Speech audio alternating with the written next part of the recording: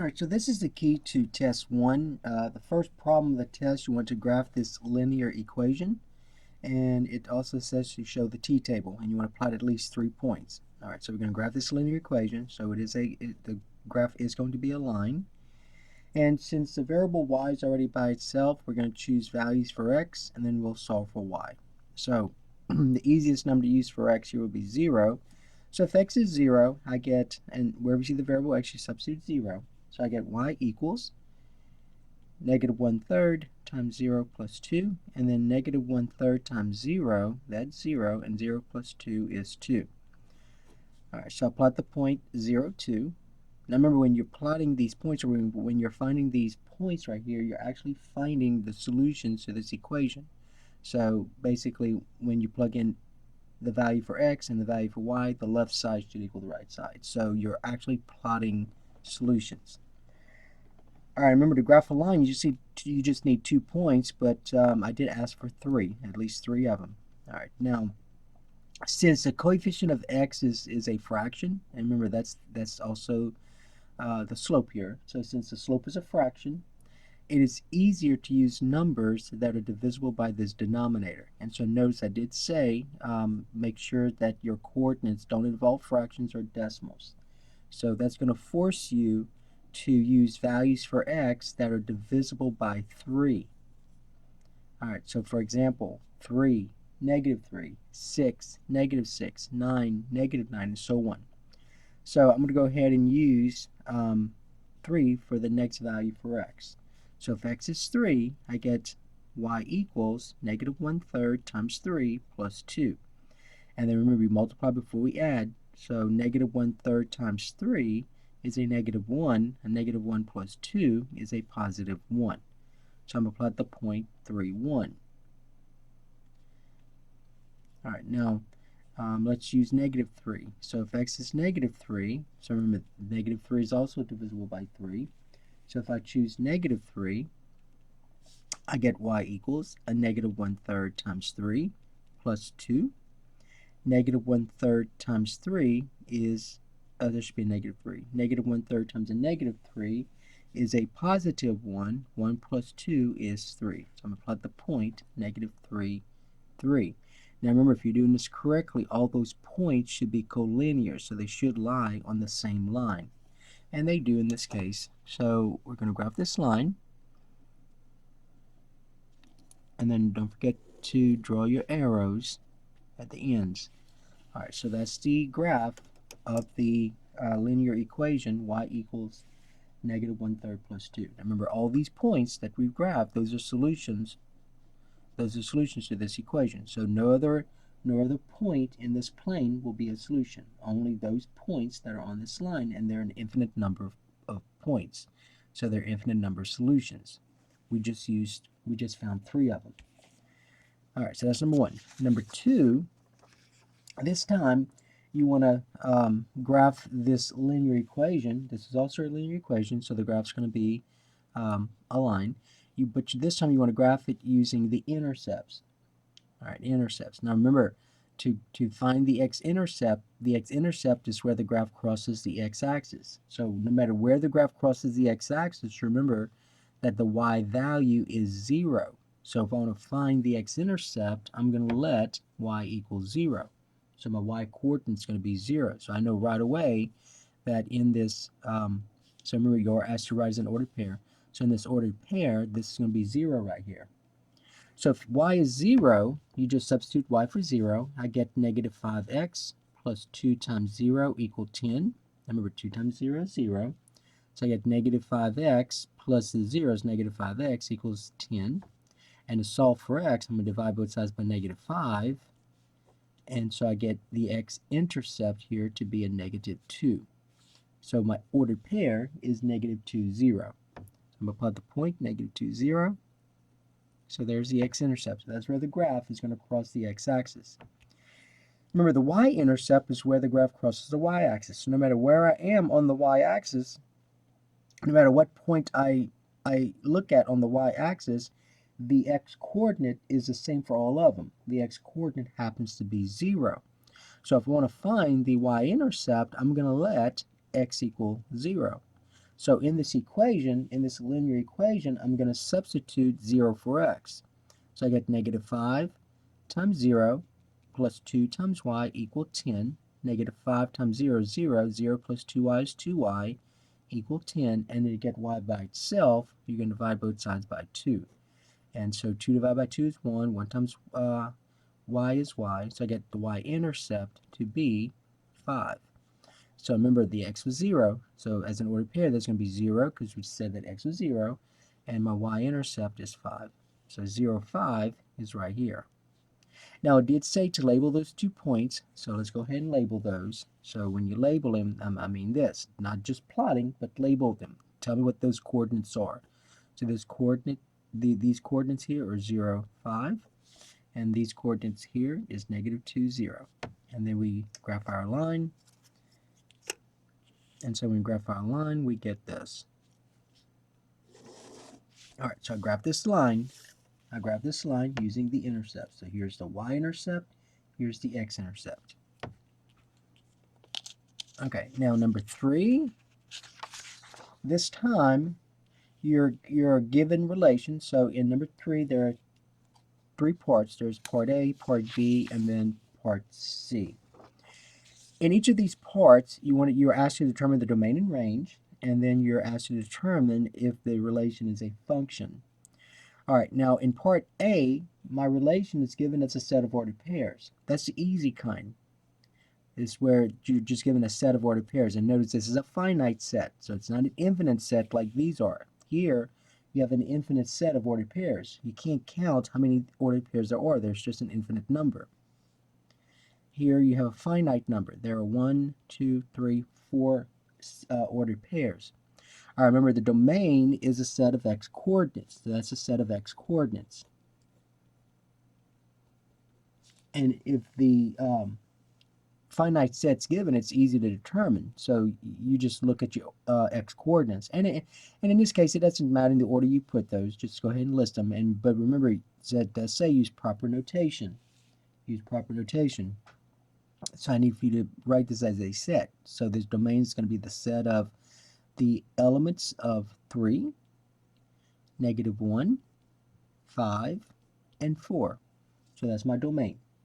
So 3, negative 1, 5, and 4. The range, remember, is a set of y coordinates. A set of y coordinates.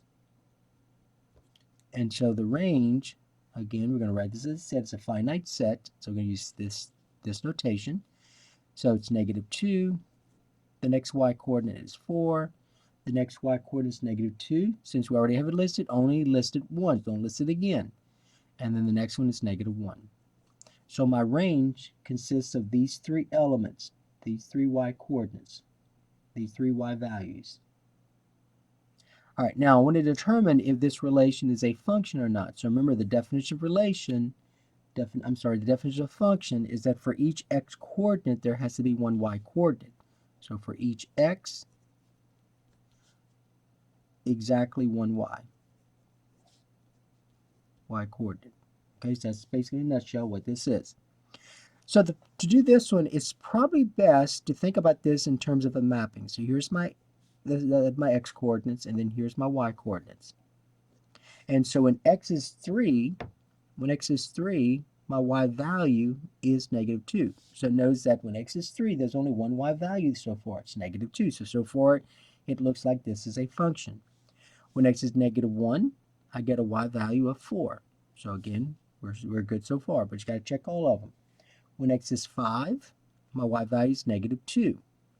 Again, just because many students get confused by this, because there are 2 arrows pointing to the same y coordinate. Remember, the definition of function says for each x coordinate there's only y. So it is okay for the same y value to be attached, to be mapped to different x coordinates. All right, so for example, I mean, just look. When x is 3, there's only one y. When x is negative 1, there's only one y. When x is 5, there's only one y. So far, we're looking at a function. Now, when x is 4, my y value is negative 1. And so again, for each of these x coordinates, you just have one y coordinate. So don't let this right here throw you off. All right, so this is a function. So I'm going to say yes, it's a function. Okay, now the next one. Okay, so this time your relation is an infinite set of ordered pairs. So it's a graph. And so to find the domain and range, remember the domain is a set of x coordinates. Now for this one, you got to look at, remember, see these arrows just keep on going like this. So you have all these points, and then this arrow, so you have more points on this side as well. So notice that for your domain, you're asking yourself, what's the smallest? Remember, when writing domain and range, you go from smallest to largest. What is the smallest what's the smallest x coordinate that these points will attain? So notice that right here, this x coordinate is -2. This x coordinate is -3. This x coordinate is -4. This x coordinate is -5. This x coordinate here is -6, and so on. -7, -8. So as I keep going, -9, and so on. -100. So the question is, as you go from left to right, so if I look at this point right here, and let's say my x coordinate is -1 million, am I going to get a point on the graph? Yes, you will. It'll be way up here. All right, so it'll be from -infinity all the way to, and then the same idea here. When x is 3, I get a point on the graph. When x is 8, I get a point on the graph. When x is positive 1 million, I get a point on the graph. So my domain is going to be from -infinity to infinity. That's your domain. And notice the parentheses. You don't use brackets with infinity and -infinity. It's parentheses. Okay, now the range. So if you look at all these points that are on this graph, the question is, what is the smallest y value and what is the largest y value? So notice that this y value right here, if I look at this one here, this y value is 1. This y value be 1. So let's start up here. This y value is 4. This y value is 3. This y value is 2. This y value is 1. So there's some smaller ones, right? So this y value is -1. This y value right here is -2. And in fact, when I get to this point, that is the smallest y value. So when we talked about the range, remember we went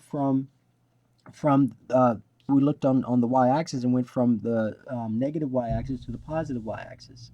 And so notice that I start touching a graph when I'm at this point right here, this right here, and that y value is -3. So I'm going to go from -3 all the way to, and then there's no end. It just keeps on going. So I keep getting all these positive y values. So I keep going all the way to infinity. All right, but remember your notation. So you got to say bracket -3, comma, infinity. And remember, with infinity, -infinity, you have to use parentheses. So that's your domain and range and proper notation. Now, if you wanted to use, since the range was bounded by an integer, you could have said y is greater than or equal to -3. So that would have been fine as well. Okay? All right, now to determine if the graph represents a function, you could have used the vertical line test. And so basically, remember the vertical line test that says that no matter where I draw a vertical line, if it intersects that graph exactly once everywhere, then this relation is going to be a function. So in this case, it does. So that's going to be a function. All right, remember what that means, though. So that means that for this x coordinate right here, here's my point, and there's only one y coordinate. For this x coordinate right here, here's the point, and there's only one y coordinate. So that's what the vertical line test, the relationship between the vertical line test and the definition of a function. All right, the next one, at this time you're given a circle, and so you want to find the domain and range. So again, you're going to use this idea we talked about earlier. So you have an infinite number of points that are on this circle. So you have an infinite number of points. The question is, when you look at all these points, what's going to be the smallest x coordinate? What's going to be the largest x coordinate? So notice that if you look at this part right here, you go from left to right along the x-axis. I start touching a graph.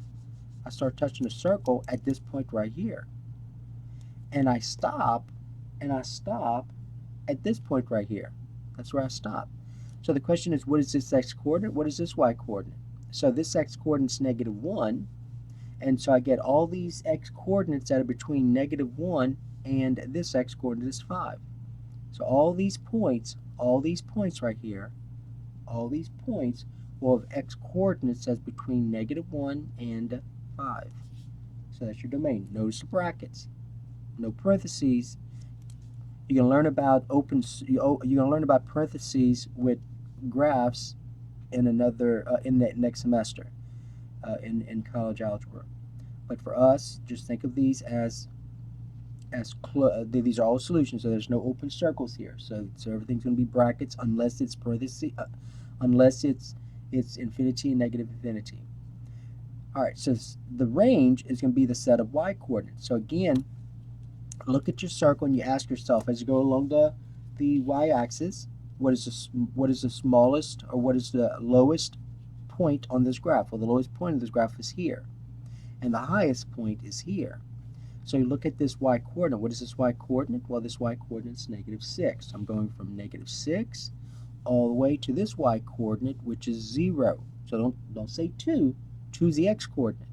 This point here, remember that the coordinates of that point is 2, 0. So the largest y value is 0. All these other points have y values that are between -6 and 0.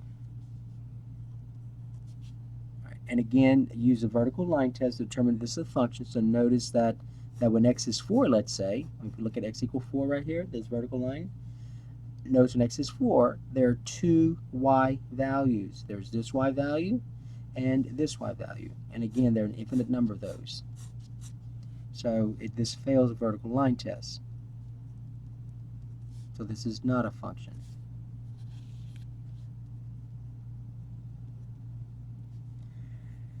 All right, number 4. So number 4, you want to evaluate this function when x is 3.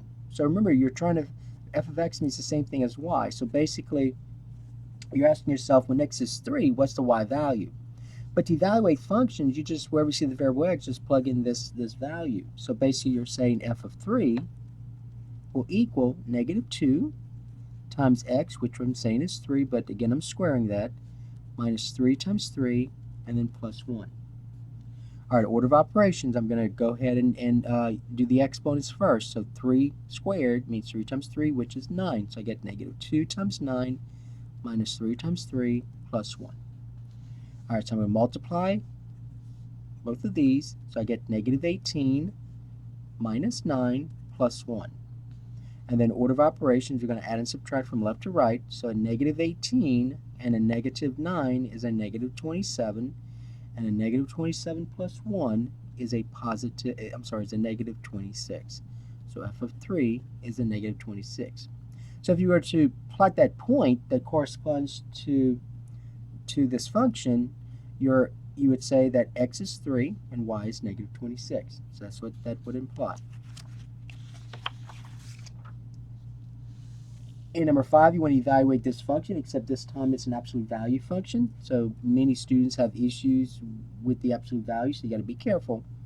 So you want to find g of -3. So g of -3 will equal the absolute value of 2 times -3 minus 1. Remember, we're taking the absolute value of this, so make sure you put the absolute value bars. And then whatever that is, you're going to add 3. Now let's work within the absolute value bars. 2 times a -3 is a -6. So we have a -6 minus 1 plus 3, absolute value of that.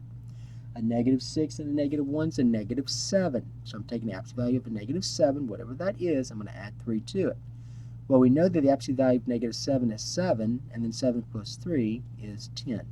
So g of -3 is 10. Okay, number 6. So number 6, you want to graph this absolute value function. And remember, when we talked about this in class, we looked at this in terms of what's the parent function, and is this a vertical shift or horizontal shift? So remember the parent function, I'm going to kind of trace over it like this. The parent function,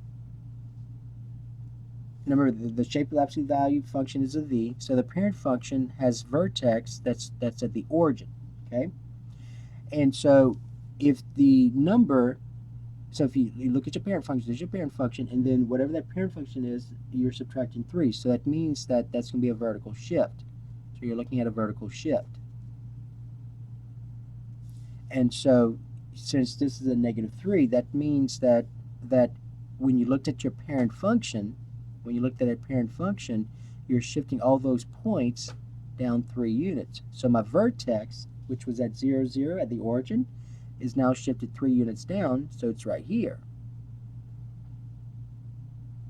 And that has coordinates 0, -3. So my vertex is 0, -3.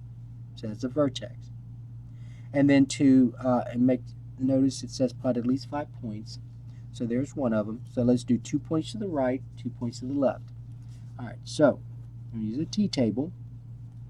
So I found the vertex, and then we'll do 2 points to the right, 2 points to the left. So let's say x is 2. If x is 2, I get y equals the absolute value of 2 minus 3. The absolute value of 2 is 2. 2 subtract 3 is a -1. So I get 2, -1. So 2, -1 is here. Now let's use the idea of symmetry, though. All right, so look at this. So at my vertex, notice if I go 2 units to the right, my y value is -1.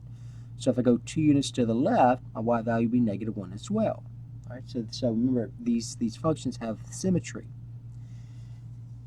And you can check it. So if x is -2, let's check and see if x is negative. When x is -2, I better get y to be -1. All right, so when x is -2, I get y equals the absolute value of -2 minus 3. The absolute value of -2 is 2. 2 subtract 3 is a -1. So that's what I got. All right, I need one more. So let's say x is, let's say, 5. I'm just choosing 5. If x is 5, I get y equal the absolute value of 5 minus 3. The absolute value of 5 is 5. 5 minus 3 is 2. So I put the point 5, 2 right here. Okay? All right, now let's use the idea of symmetry. So from the vertex here, if I go 1, 2, 3, 4, 5, 5 units to the right, my y value is 2. So if I go 5 units to the left, well, right here, 1, 2, 3, 4, 5, I'm going to get that same y value. So my y value is going to be 2 as well. All right, and then you just draw your line, your rays rather. You draw your rays. So remember, it's the shape of a V. And so you get this. Okay. All right.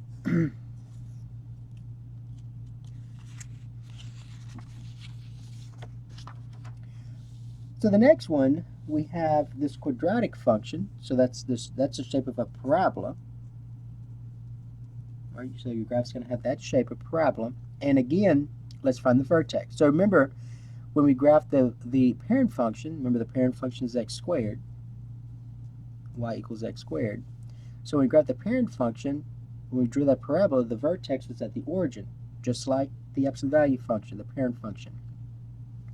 This time, though, remember, with our discussion in the previous one, the number was outside the parent function. So that was a vertical shift. Here, this number 2 is within the parent function, x squared. See, it's inside of this parentheses. So that's going to be a horizontal shift. So we're looking at a horizontal shift. And remember, when you think of the horizontal shift, counterintuitively think of what you have here. So many students, and you're going to learn why you do this in another course next semester, but many students seem to think that the vertex is going to be -2, 0, and it's not. Okay, so it's not -2, 0. It's not, the vertex is not here. You got to think counterintuitively. So this is a horizontal translation. And so if you see that -2, just think the opposite. So the opposite would be a +2. So the vertex will be a horizontal translation. So if by parent function, the vertex of the origin, this time I'm going to go 2 units, and remember +2, so 2 units to the right, positive to the right. So this will be your vertex right here. So my vertex is 2, 0.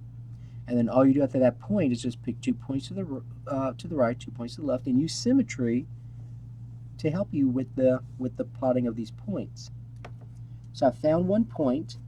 So one point is 2, 0. And you can check if x is 2. If x is 2, look at this. 2 minus 2 is 0.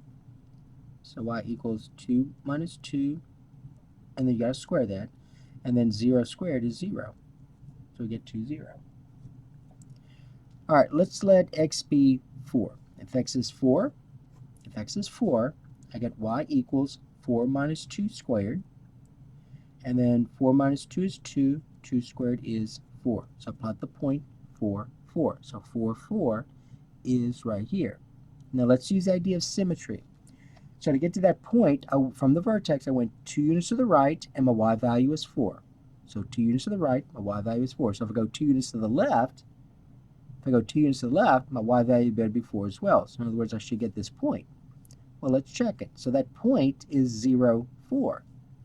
So that point is 0, 4. That's what this is. It's on the y-axis, that's 0, 4. So let's see if that's true. When x is 0, I get 0 minus 2 squared. 0 subtract 2 is a negative 2, and negative 2 squared is positive 4. And that's what you got. All right, so I need 2 more points, one here and one here. So if x, let's say, is 5. Let's say x is 5. So if x is 5, I get 5 minus 2 squared. So I get y equals 5 minus 2 squared. 5 minus 2 is 3. 3 squared is 9. So I'll plot the point 5, 9. So 5, 9 is right here. All right, so let's do the idea that of symmetry. So from the vertex, I went 1, 2, 3 units to the right. My y value is 9. So if I go 2 units to the left, my y value better be 9 as well. Okay, and then I just draw this as best I can. It's a parabola, so don't make sure it's curved. And so you get something that looks like this. Okay, so make sure it looks like it's symmetrical. Okay, number 7, you want to find the GCF of each of these three terms. All right, so let's talk about the coefficients. So my coefficient here is 3, my coefficient here is 6, and my coefficient here is 3. So the largest number that 3, 6, and 3 have in common is 3. So far my GCF is 3. Now let's look at the variables. Okay, so when doing the variables, remember you have to have that same variable in all terms.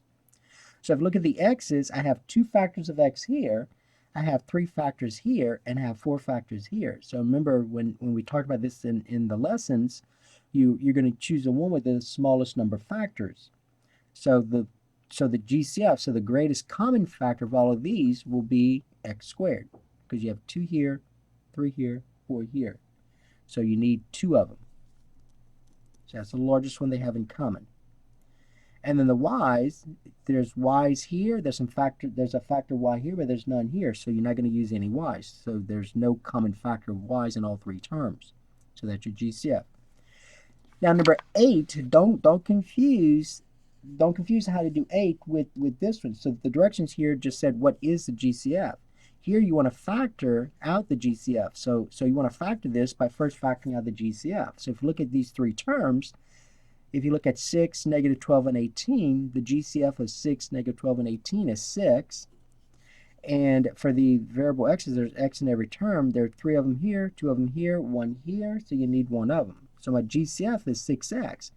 But it didn't say what is the GCF. It says factor out the GCF, which means you want to rewrite it as 6x times a polynomial that will give you this.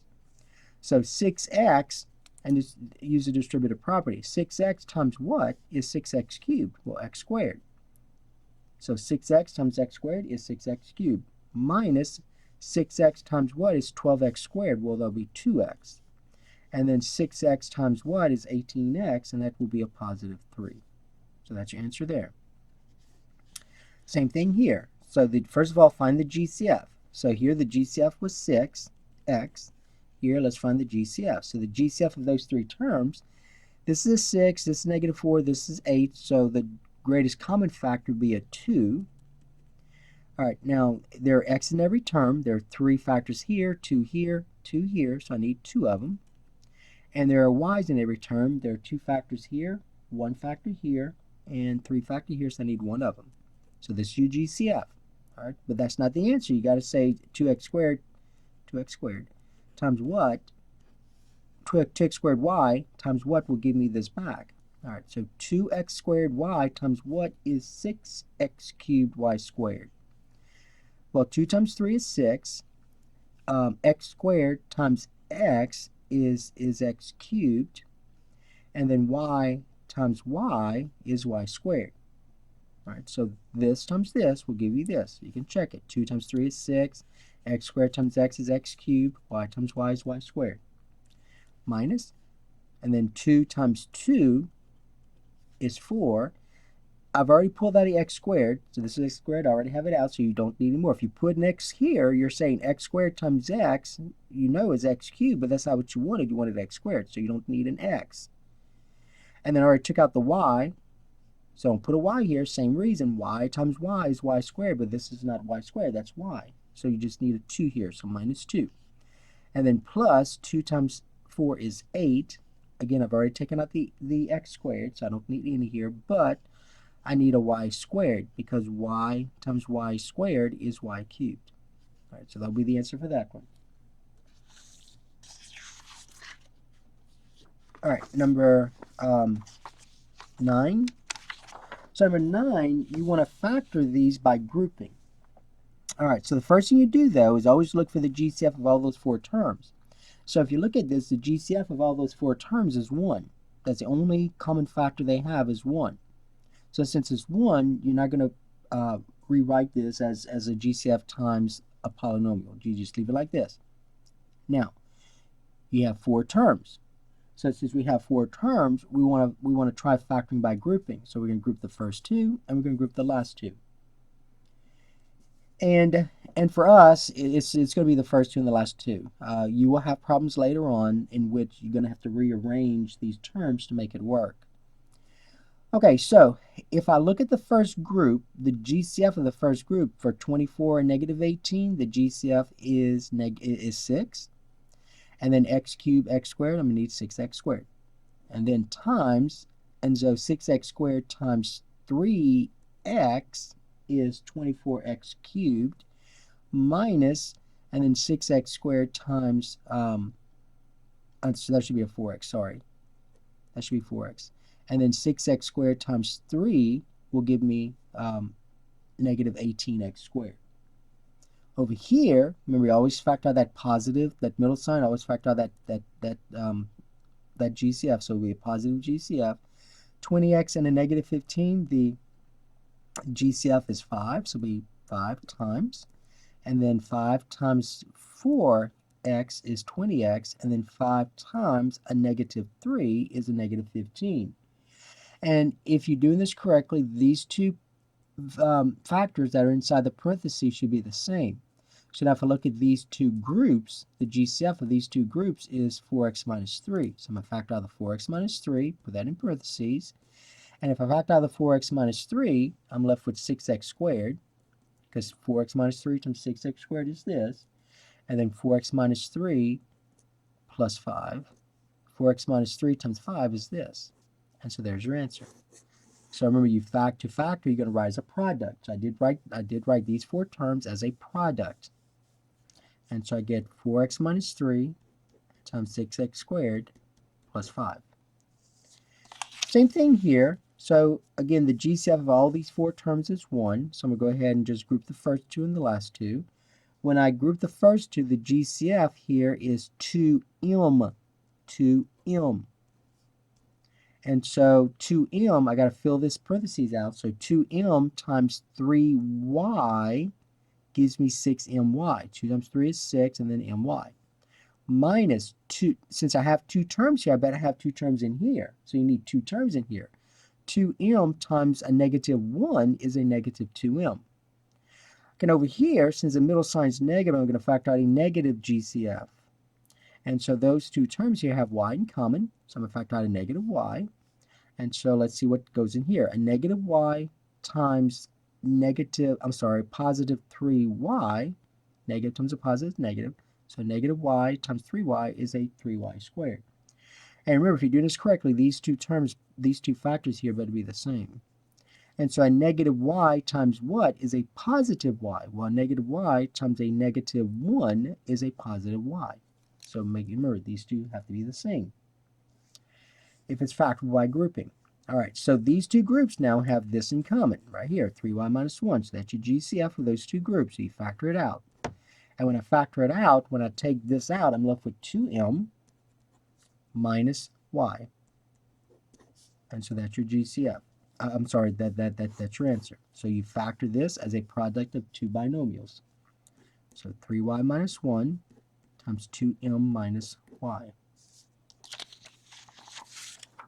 Okay, now you want to factor each of these polynomials, and these polynomials are trinomials, and these are the easy kind because if you look at the leading term, x squared, their coefficient is 1 each time. So that's the easy kind of factor. So basically the way we're going to factor this, since the leading term has a coefficient of 1, is this way. All right, first of all, you got to find the GCF of all these three terms, and in all cases, the GCF is 1. In all cases. So that's, again, that's easy kind. So I'm going to go directly to the two binomials.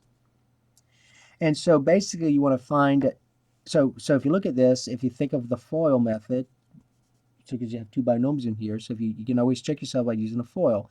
X times x is x squared, so I need x's in here, and then you got to fill this part in. So the question is, what two numbers multiplied together gives you this positive 10? So you want the product to be 10, and you want the sum to be this middle sign here. So you want the sum to be a negative 7. So you got to come up with two numbers whose product is a positive 10 and whose sum is a negative 7. All right, so in this case, it will be a negative 5 and a negative 2.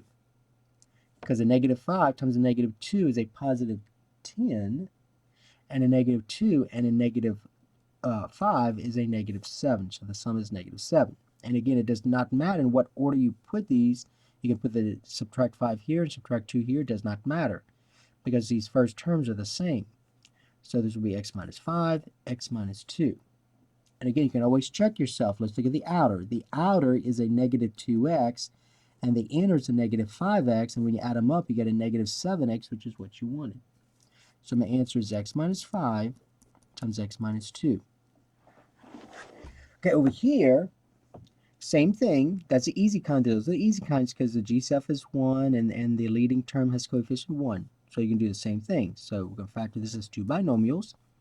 And again, I need an x times x because x times x is x squared. So now I've got to find this middle, these last terms.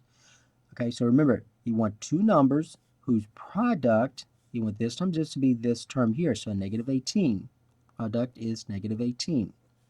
And you want the sum to be the coefficient of your middle term. So you want the sum to be negative 3. And so let's think of two numbers whose product is negative 18 and whose sum is negative 3.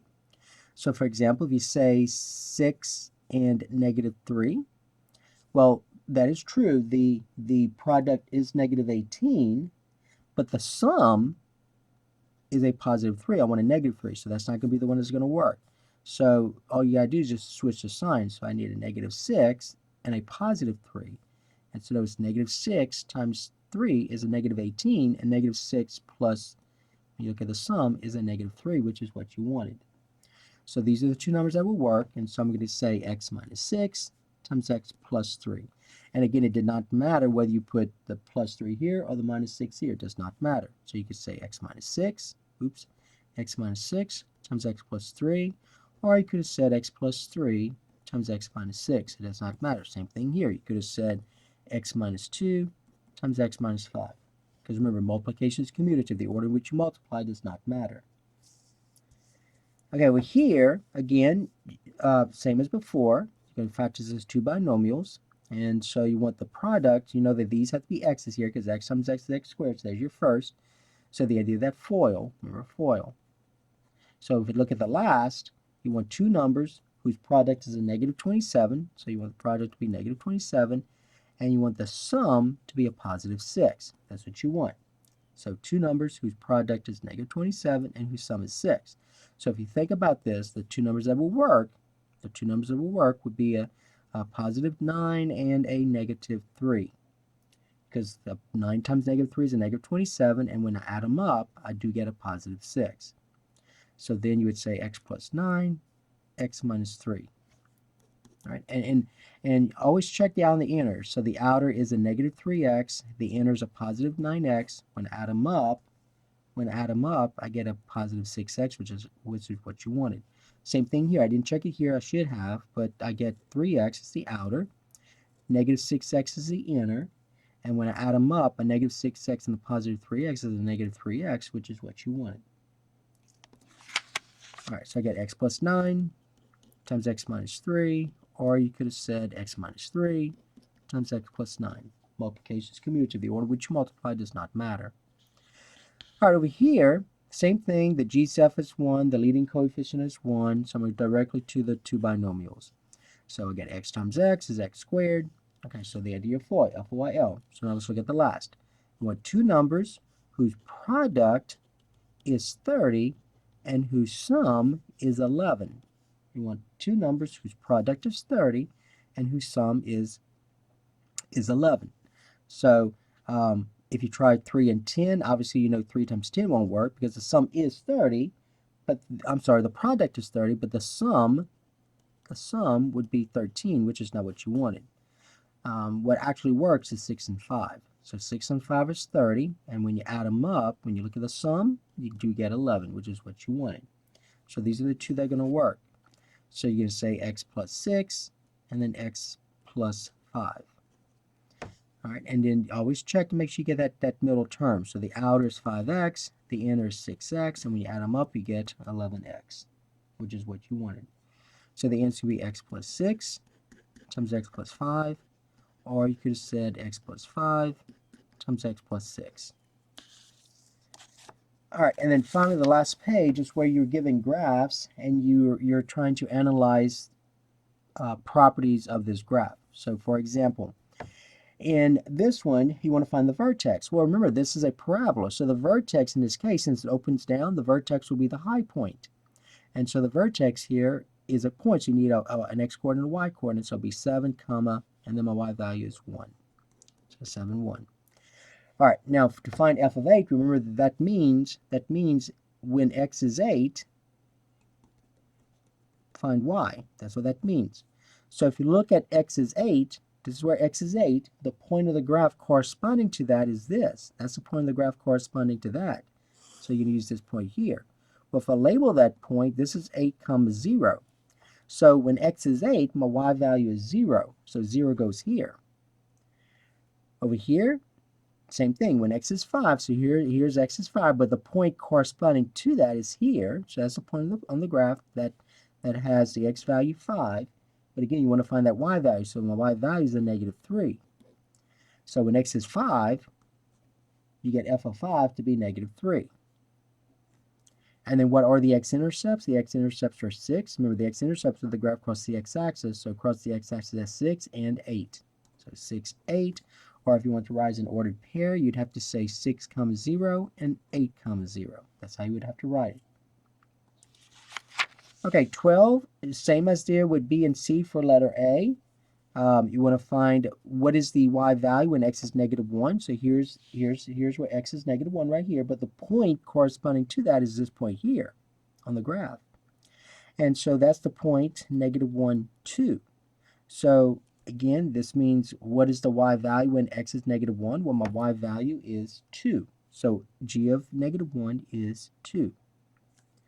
Here you want to find the y values of, you want to find the values of x, what g of x is 6. So again, this time you're told that y is 6. So when y is 6, as this right here, the points corresponding to that, so these points here are the points where my y value is 6. Okay, that's what that is, the points where the y value is 6. Now the x-coordinates corresponding to that will be this right here has x-coordinate 1, and this right here has x-coordinate of negative 3. All right, now remember, you're trying to find what x is. So when y is 6, I get an x-coordinate of negative 3, and I get an x-coordinate of 1. Okay? All right, so that takes care of the key to test 1 So just make sure you study these again because you're going to see them throughout the remainder of the course and you need them for next semester.